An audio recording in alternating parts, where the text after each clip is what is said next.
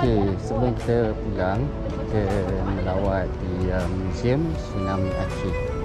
Tempat wisata. Wisata itu ialah tempat tempat bergantung.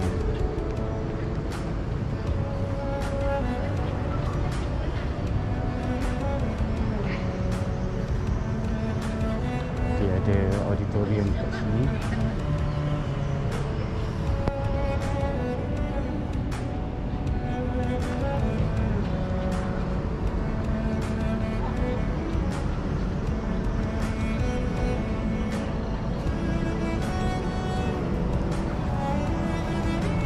Tiket kat sini.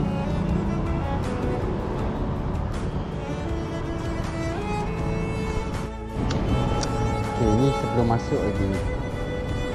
Sebelum masuk dia paparkan satu helikopter. Saya baca. Yang ni helikopter ni terseret oleh tsunami sejauh 1 kilometer, kemudian terdampar menuju tsunami.